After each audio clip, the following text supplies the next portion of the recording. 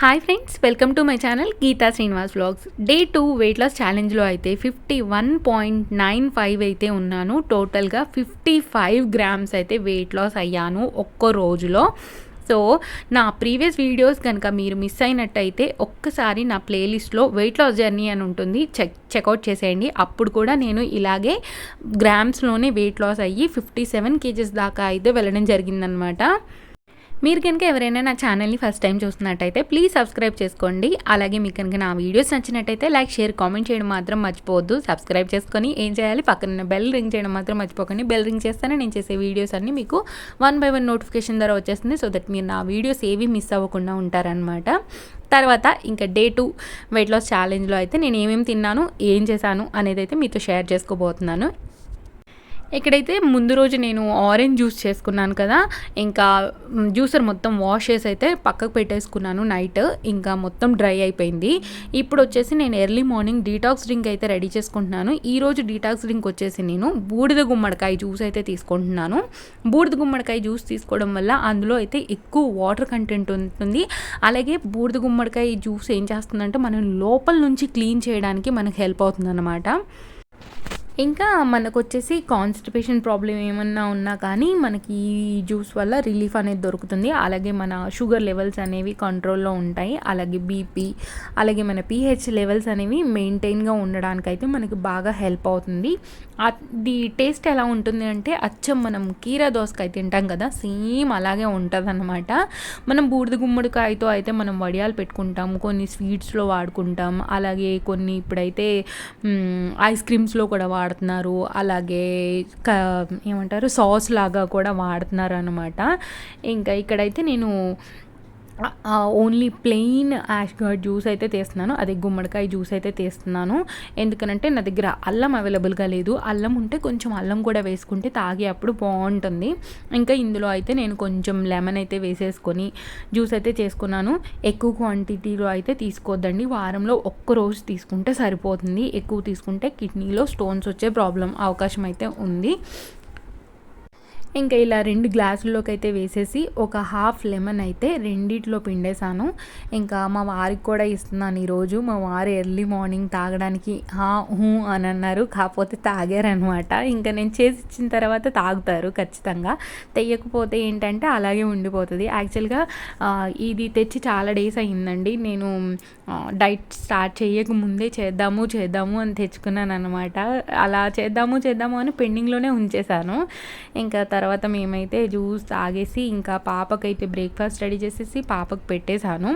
ఇంకా ఇక్కడ వచ్చేసి నేనైతే స్మూదీ చేసుకుంటున్నాను. నేను స్మూదీలోకి వచ్చేసి అయితే 1 స్పూన్ ఓట్స్ 10 minutes ముందే నానబెట్టుకున్నాను. తర్వాత 1 వాల్నట్, 5 బాదం, అలాగే కొన్ని పంకిన్ సీడ్స్ అయితే ముందు రోజు నైటే నానపెట్టేసుకున్నాను. ఇంకా అవన్నీ వేసేసుకొని ఒక హాఫ్ బనానా వేసుకుంటున్నాను. బనానా తీసుకుంటే మనకి క్యాలరీస్ వస్తాయి, మనం బరువు పెరుగుతామంటారు. కాకపోతే ఏంటంటే గుడ్ క్యాలరీస్ వస్తాయి. అది కాక మనం ఎర్లీ మార్నింగ్లో తీసుకుంటున్నాం కాబట్టి మనకి ఎలాంటి ప్రాబ్లం అయితే ఉండదు. ఎందుకంటే మనం డే అంతా వర్క్ చేస్తాం కాబట్టి మన క్యాలరీస్ అనేవి ఈజీగా బర్న్ అయిపోతాయి. అది కూడా నేను హాఫ్ బనానా తీసుకుంటున్నాను, ఎక్కువ తీసుకోవట్లేదు.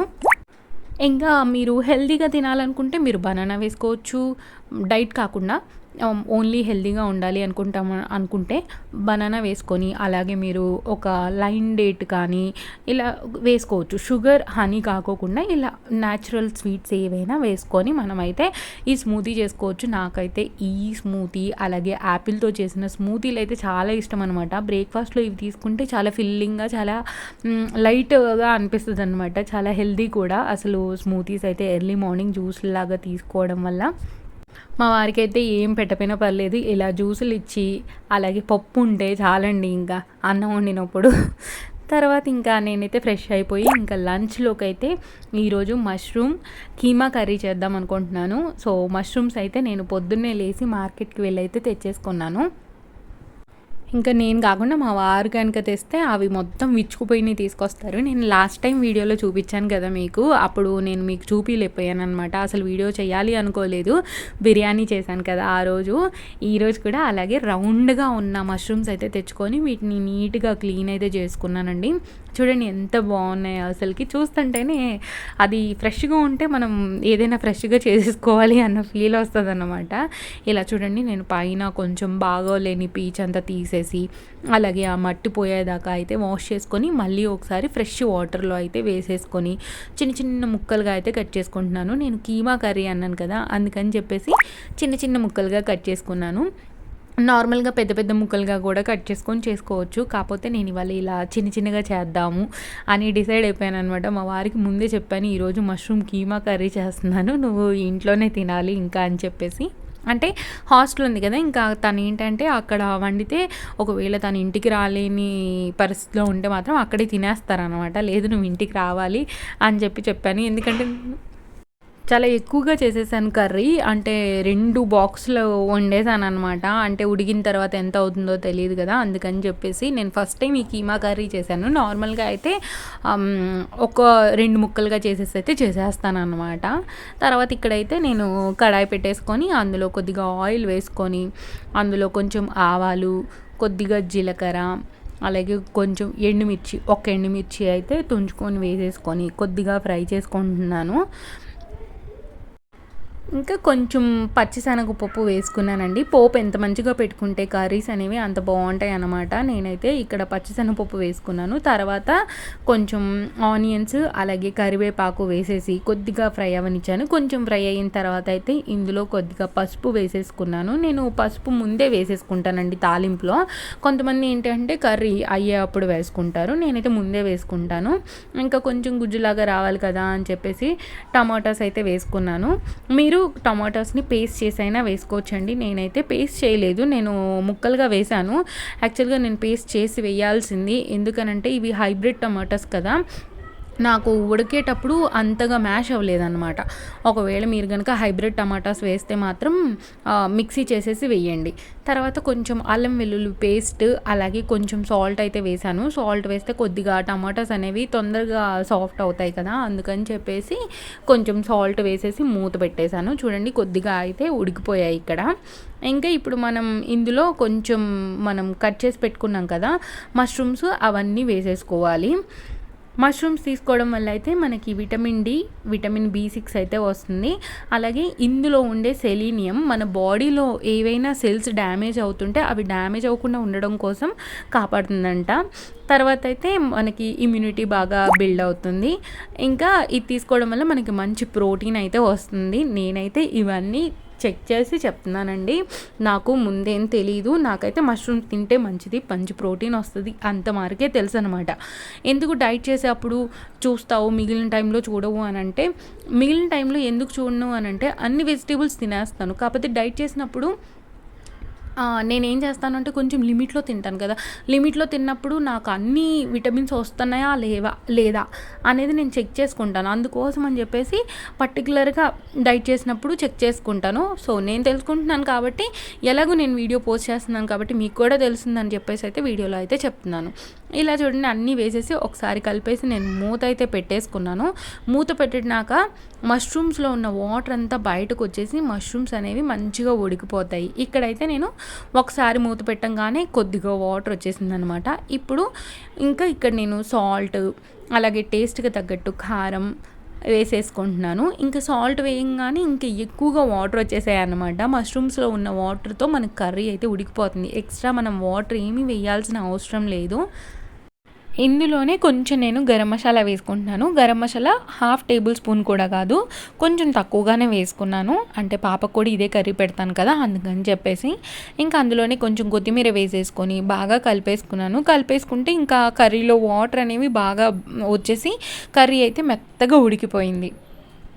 కర్రీ అయితే చాలా టేస్టీగా ఉందన్నమాట. అంటే ఏదో ఎగ్ కర్రీ తింటున్న ఫీలింగ్ ఉంది. మా పాపకైతే ఇది ఎగ్ నాన్న చిన్న చిన్నగా కట్ చేశాను అని చెప్పేసి తినిపించేశాను. పాప ఎప్పుడు లేట్గా తినేది, ఈ రోజు అయితే చాలా ఫాస్ట్గా తినేసింది అనమాట. అంటే మసాలా ఏమి వేయలేదు కదా ఎక్కువగా, కొంచెం అల్లం వెల్లుల్లి పేస్ట్ తప్ప ఇంకేం వేయలేదు. గరం మసాలా లాస్ట్లో కొద్దిగా వేసాను, అది కూడా నేను నార్మల్గా అయితే ఆనియన్స్ టమాటా పేస్ట్ చేసేటప్పుడు నేను కొంచెం చెక్క కొంచెం లవంగాయలు అవి వేసి గ్రైండ్ చేసేసి ఆ పేస్ట్ కూడా వేస్తాను అనమాట.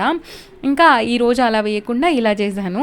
చాలా అంటే చాలా బాగుంది. కాకపోతే ఒక్క డిసప్పాయింట్మెంట్ ఏంటి అంటే మీకు చూపించేటప్పుడు అది కలర్ఫుల్గా లేదు. ఒకవేళ నేను దాన్ని గ్రైండ్ చేసేసి ఉంటే మీకు కలర్ఫుల్గా కనిపించేదన్నమాట. ఇంకా మిడ్ మార్నింగ్ స్నాక్లోకి అయితే నేను వచ్చేసి జామకాయ అయితే తీసుకున్నాను. ఇంట్లో జామకాయలు అవైలబుల్గా ఉన్నాయి. ఇంకా అందుకోసం అని చెప్పేసి చిన్నది వచ్చేసి నేను తీసుకున్నాను. కొంచెం పెద్దగా ఉంది, పాపకి ఇచ్చేసాను. తర్వాత ఒక లంచ్లోకి వచ్చేసి 100 గ్రామ్స్ వైట్ రైస్, అలాగే కొద్దిగా మష్రూమ్ కీమా కర్రీ, అలాగే 2 టేబుల్ స్పూన్స్ దాకా పెరుగు, కీరా దోసకాయ అయితే తీసుకున్నాను. ఒకవేళ నాకు పెరుగు తినాలి అనిపించకపోతే మజ్జిగ చేసుకొని తాగుదామని చెప్పేసి పెట్టుకున్నాను. కాకపోతే పెరుగే తినేసానండి. ఇంకా ఇక్కడ వచ్చేసి నేను రాగి ఇడ్లీ పిండి అయితే రెడీ చేసుకుందాం అనుకుంటున్నాను. అందుకోసం అని చెప్పేసి ఒక 1.5 కప్పు దాకా అయితే మినప్పప్పు తీసుకుంటున్నాను. నా దగ్గర పొట్టు మినపప్పు అవైలబుల్గా ఉంది, అందుకని చెప్పేసి పొట్టు మినపప్పునే వాడుతున్నాను. తర్వాత ఇక్కడ వచ్చేసి ఇంకొక గిన్నెలోకి 1.5 కప్పు దాకా అయితే రాగులు అయితే తీసుకుంటున్నాను. రాగులను ఒకసారి శుభ్రంగా ఉన్నాయా లేవా చెక్ చేసుకొని తర్వాత అయితే ఇలా వేసేసుకోవడమే.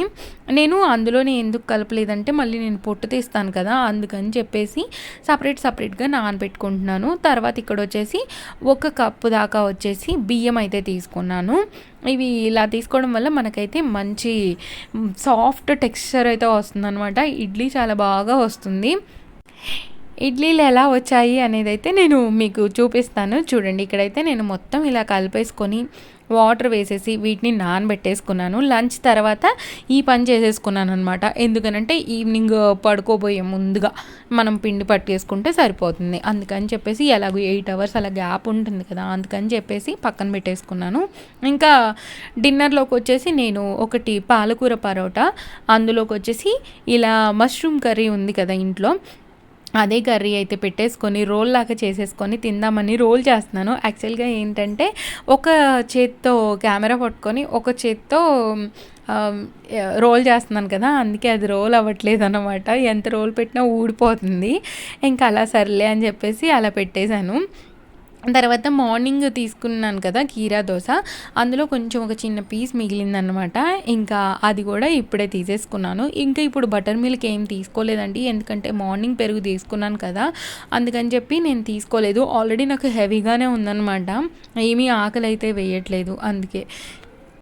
ఇంకా ఈరోజు డిన్నర్కి వచ్చేసి ఇదన్నమాట.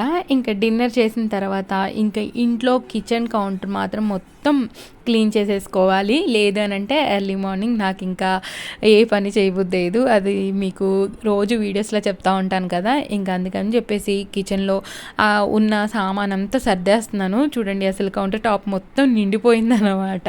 అంటే ఒక పక్కనేమో పప్పులు నానబెట్టేసుకున్నాను, ఓ పక్కనేమో కర్రీ వండిన బౌల్ ఉంది, అలాగే పొద్దున అన్నం వండిన ఎంత ఉంది, పెరుగు తోడుకుందా లేదా, ఇవన్నీ చెక్ చేసుకొని ఇంకా లోపల సర్దేస్తున్నాను. పెరుగు అయితే ఫ్రిడ్జ్లో పెట్టాను, తర్వాత పాలు కూడా ఫ్రిడ్జ్లో పెట్టేస్తున్నాను. ఇంకా ఫ్రిడ్జ్ క్లీన్ అయితే చేయాలండి. నాకు అసలు క్లీన్ చేయాలంటే అసలు టైం ఉండట్లేదు. పాపతోనే అటు ఇటు ఉరకడం సరిపోతుంది అనమాట నాకు.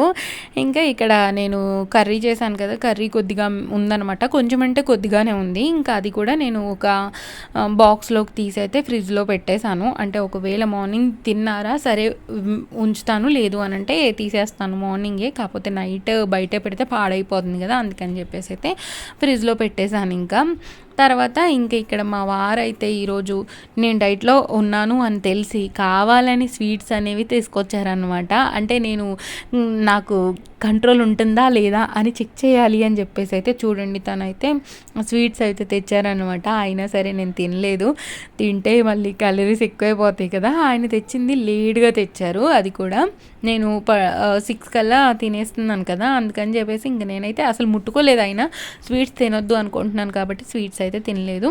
తర్వాత నేను జ్యూసెస్లో మార్నింగ్ లైన్ డేట్స్ వేసుకోవడం కోసం అని చెప్పేసి లైన్ డేట్స్ తీసుకురానంటే ఇంకా లైన్ డేట్స్ అయితే తెచ్చారనమాట. ఈ కీమా డేట్స్ ఉన్నాయంట, ఇంకా అవే తీసుకొచ్చారు. నేను లాస్ట్ టైం డీమార్ట్ వెళ్ళినప్పుడు మర్చిపోయాను తెచ్చుకోవడం, అప్పుడే తెచ్చుకుంటే బాగుండేది. కాకపోతే ఇది కూడా జూన్లోనే మనకి ప్యాక్ అయింది కాబట్టి ప్రాబ్లం ఏమీ లేదు అని చెప్పేసి ఇది తీసుకొచ్చారు. చూడండి ఎలా చేశారో, మ్యాంగోస్ కూడా తెచ్చుకున్నారండి. నేను అడిగేశాను ఏంటి నేను తిన్నాను చెప్పేసి మంచిగా మ్యాంగోస్ అవన్నీ తెచ్చుకుంటున్నావా అని చెప్పేసి. ఇంకా లంచ్ తర్వాత వచ్చిన గిన్నెలైతే ఇవన్నమాట. అంటే కొన్ని ఎక్కువగా జిడ్డు పట్టని గిన్నెలే ఉన్నాయి. కొన్నేమో జిడ్డు పట్టిన గిన్నెలు ఉన్నాయన్నమాట. నేను ఆఫ్టర్‌నూనే కడిగేసుకున్నాను. కాకపోతే ఇంకా నైట్ అంతా తీసేసాను కదా! రైస్ అయితే అయిపోయింది. కర్రీ ఇవన్నీ తీసేసి మొత్తం ఖాళీ చేసేసుకున్నాను కదా! అందుకని చెప్పేసి మళ్ళీ గిన్నెలైతే వచ్చాయన్నమాట. ఇంకా ఇది కామన్ రోజు మనకుండే రొటీనే అన్నమాట ఇదైతే. ఇంకా నేనైతే ఇక్కడ నాకు మా వారికి చెప్తున్నాను, కొంచెం ట్యాప్ సన్నగా వస్తుంది, కొంచెం వేరేది చూడు అని చెప్పేసి. అయినా సరే మా వారు ఇంకా తీసుకోవట్లేదు. అంటే రెంటెడ్ హౌస్ కదా, ఎందుకులే అని చెప్పేసి ఇంకా తీసుకోవట్లేదనమాట. లాస్ట్ టైం నన్నైతే అడిగారనమాట, ఈ జ్యూసర్ ఎలా ఉంటుంది ఏంటి అని చెప్పేసి. ఇది వచ్చేసి ఫిలిప్స్ జ్యూసర్ అండి నేను వాడేది. ఇక్కడైతే నేను ఒకసారి క్లీన్ చేసేసుకుంటున్నాను. ఇది ఫిట్టింగ్ ఎలా చేస్తారు అనేది అయితే చూపిస్తాను చూడండి. మీకైతే ఒక క్లాత్ తీసుకొని ఫస్ట్ అయితే నేను క్లీన్ చేసేసుకున్నాను. చాలా అంటే చాలా ఈజీ అనమాట ఇది ఫిట్టింగ్. ఫస్ట్ నాకు తెలియకపోతే నేను అసలు ఇది తీయడం నాకు తెలియదు అనమాట. ఫిల్టర్ అది ఎలా తీయాలి అని చెప్పేసి యూట్యూబ్లో వెతికేసి అయితే అప్పుడు తీసాను అనమాట. ఇప్పుడు చూపిస్తుంది ఏంటి అని అంటే, ఇది మనకి ఏంటి అంటే మనకి పిప్ వస్తుంది కదా జ్యూస్ తీసిన తర్వాత, ఆ వేస్టేజ్ అంతా ఇక్కడ కింద ఈ దాంట్లో స్టోర్ అవుతుంది. అలాగే ఇది వచ్చేసి మనకి ఫిల్టర్.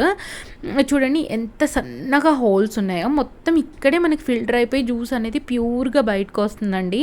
చాలా అంటే చాలా బాగుంటుంది జ్యూస్ అయితే. ఇక్కడ పెద్ద హోల్స్ ఉన్నాయి కదా పైన, అందులో నుంచి మన సీడ్స్ ఉంటాయి కదా ఆరెంజ్ జ్యూస్ చేసినప్పుడు, అవి నలగకుండా అందులోకి వెళ్ళిపోతాయి అనమాట. అందుకని చెప్పేసి మనకి జ్యూస్ అయితే చేదేమీ రాదు. కొంచెం నలిగిద్ది, ఎక్కువగా కాదు. మనం మామూలుగా మిక్సీలో వేస్తే ఎలా మిక్స్ అయిపోయి మనకి చేదు వస్తుందో అలా అయితే రాదనమాట. ఇంక ఇలా పెట్టేసుకొని ఫిక్స్ చేసేసుకోవడమే. మనకి ఫిల్టరే మెయిన్ కదండి. జ్యూస్ అనేది బాగా ఫిల్టర్ అవుతుందా లేదా అని చూసుకుంటాం కదా. అంటే తాగేప్పుడు మనకి పల్ప్ వస్తూ ఉంటే బాగా అనిపించదు అనమాట. ప్యూర్గా అంటే ప్యూర్గా చాలా బాగుంటుందండి. ఆరెంజ్ జ్యూస్, అలాగే దానిమ్మకాయ జ్యూస్, అలాగే Apple juice, carrot beetroot juice, ఇంకా నేను పాలకూర జ్యూస్ కూడా దీనిలో ట్రై చేశాను. కాకపోతే పాలకూర అనేది వేస్తే ఏంటంటే అతుక్కుపోతుంది అనమాట. కాకపోతే దీంట్లో చేసినప్పుడు పాలకూర జ్యూస్ అయితే ఆసం అంటే ఆసం ఉందన్నమాట. ఇంతే అండి, చాలా సింపుల్ ఇదైతే ఫిట్టింగ్ చేసుకోవడం. నేనైతే కింద ఈ మార్బుల్ దాని మీద ఎందుకు పెట్టాను అని అంటే, కింద గ్రిప్ ఉంటుంది కదా ఏమంటారు జ్యూసర్కి, ఎప్పుడైనా జ్యూసర్ పడిపోతే పగిలిపోద్దేమో అని చెప్పి నాకు భయం అనమాట. అందుకే మార్బుల్ పైన అయితే పెట్టేసుకున్నాను. అదైతే సేఫ్టీగా ఎంత లాగినా రావట్లేదు. ఇంకా తర్వాత అయితే ఇక్కడ నేను పిండి రెడీ చేసుకుందామని చెప్పేసి ఫస్ట్ మినపప్పునైతే పొట్టు అయితే తీసేసుకుంటున్నాను. చూడండి ఇక్కడైతే నేను తక్కువ వాటర్తోనే నేను పొట్టు అయితే తీసుకుంటాను. చూడండి ఇలా మొత్తం నలిపేసి తర్వాత అయితే ఇలా తిప్పుతూ ఉంటే మనం పొట్టు అయితే ఈజీగా తీసేసుకోవచ్చు. చూడండి తిప్పుతూనే నేను ఎంత పొట్టు తీసాను, ఇంత పొట్టు అయితే తీసాను. ఇంకా వచ్చిద్దండి, కాకపోతే నేను ఇది చూపించేస్తున్నాను, మళ్ళీ తర్వాత చూపిస్తాను. చూడండి ఇలా ఇంతవరకు అయితే నేను తిప్పుతూనే తీసేసాను. తర్వాత ఇప్పుడు ఈ ఉన్న వాటర్ని మళ్ళీ అటు ఇటు చేస్తూ కూడా మనం దాంట్లో ఉన్న పొట్టునైతే ఈజీగా తీసేసుకోవచ్చు. ఎక్కువ వాటర్ అయితే పట్టవండి మనం ఇలా క్లీన్ చేసుకుంటే. ఫైనల్గా ఇలా మొత్తం అయితే క్లీన్ చేసుకున్నాను. చూడండి అసలు ఎక్కడైనా పొట్టు ఉందా లేదు, కొద్దిగా అంటే కొంచెం ఉంటుంది. ఇంకో నేనైతే మామూలుగా అయితే కొంచెం ఎక్కువే ఉంచుకుంటాను. ఆల్రెడీ రాగులు ఉన్నాయి కదా, రాగులదే చాలా కలర్ఫుల్గా వచ్చింది ఇడ్లీ అని చెప్పేసి నేను మొత్తం పొట్టంతా పోయేదాకా అయితే కడిగాను. ఇంకా రాగులు బియ్యం కూడా కడిగేసుకొని ఇందులో వేసేసుకున్నాను. తర్వాత ఒక పావు కప్పు దాకా నేను అటుకులు నానబెట్టుకున్నానండి. అంటే మిక్సీ చేసుకుంటానన్న ఒక పావు గంట ముందైతే, ఇవి సన్న అటుకులు అందుకోసం అని చెప్పేసి పావు గంట ముందే నానబెట్టుకున్నాను. ఒకవేళ మీరు లావు అటుకులు అయితే ఒక హాఫ్ అన్ అవర్ ముందు నానబెట్టుకున్నా ఏం ప్రాబ్లం లేదు. ఈ అటుకులు వేసుకుంటే ఏంటంటే మనకి దోశలు అనేవి బాగా వస్తాయి. నేను ఈ బ్యాటర్తో దోశలు అలాగే ఇడ్లీలు అయితే వేసుకోబోతున్నాను అనమాట. అంటే ఒకరోజు దోశ ఒకరోజు ఇడ్లీ అయితే వేసుకుంటాను. ఇంకా ఇక్కడైతే నేను మిక్సీ అయితే చేసేసుకుంటున్నాను. నా మిక్సీ కూడా వచ్చేసి ఫిలిప్సే అండి. నాకు తెలియదు అనమాట, నేను గుర్తు కూడా లేదు నాకు. అంటే ఒక 6 years అవుతుంది కదా తీసుకొని, గుర్తు కూడా లేదు అది ఫిలిప్స్ అని చెప్పేసి. నేను చూసి చెప్తున్నాను అనమాట ఇది ఫిలిప్స్ అని చెప్పేసి. పిండి అయితే ఇలా ఇక్కడ చూపిస్తున్న విధంగా మెత్తగా అయితే గ్రైండ్ చేసేసుకున్నాను. మెత్తగా ఉందండి. మీకు అలా ఎందుకు కనిపిస్తుంది అంటే రాగుల మీద పొట్టు ఉంటుంది కదా, ఆ పొట్టు అనేది అలా కనిపిస్తుంది. కాకపోతే మనం దాన్ని పట్టుకొని చూస్తే మనకు తెలుస్తుంది అనమాట మెత్తగా సాఫ్ట్గా ఉంది అని చెప్పేసి. నేను ఫస్ట్ వేసినప్పుడు నేను అటుకులు వేసుకున్నాను. రెండోసారి మూడోసారి వేసుకున్నప్పుడు అటుకులు వేయలేదు కదా, అందుకని చెప్పేసి పిండి మొత్తం ఇలా ఒకసారి మంచిగా కలిపేసి అయితే పక్కన పెట్టేసుకుంటున్నాను. ఇప్పుడు నైట్ టైం నేను ఏమీ సాల్ట్ వేయట్లేదు, ఎందుకనంటే సాల్ట్ వేస్తే మళ్ళీ పిండి పులిసిపోతుందని చెప్పేసి ఇప్పుడు జస్ట్ ఇలా కలిపేసుకొని అయితే పక్కన పెట్టేసుకుంటే మనకి ఎర్లీ మార్నింగ్ ఇడ్లీలు అయితే వేసేసుకోవచ్చు అనమాట. హోప్ మీకు ఈ వ్లాగ్ అయితే నచ్చింది అనుకుంటున్నాను. నచ్చినట్టయితే లైక్, షేర్, కామెంట్ చేయడం మాత్రం మర్చిపోదు. అలాగే మీరు కనుక నా ఛానల్ని ఫస్ట్ టైం చూస్తున్నట్టయితే ప్లీజ్ సబ్స్క్రైబ్ చేసుకొని పక్కనున్న బెల్ రింగ్ చేయడం మాత్రం మర్చిపోకండి. బెల్ రింగ్ చేస్తేనే నేను చేసే వీడియోస్ అన్నీ మీకు 1 by 1 నోటిఫికేషన్ ద్వారా అయితే వచ్చేస్తుంది అనమాట. అలాగే నా ప్రీవియస్ వెయిట్ లాస్ జర్నీ ఎవరైనా మిస్ అయ్యి ఉంటే ఒకసారి ప్లేలిస్ట్కి వెళ్ళి చెక్అవుట్ చేసేయండి. చెక్అవుట్ చేసి మీకు నచ్చినట్టయితే ఫాలో అయిపోండి. Thank you so much for watching this full video. Bye అండి, బాయ్. నెక్స్ట్ వీడియోతో అయితే మళ్ళీ మీ ముందుకు వచ్చేస్తాను. Day 3 కోసం అయితే ఫాలో అయిపోండి.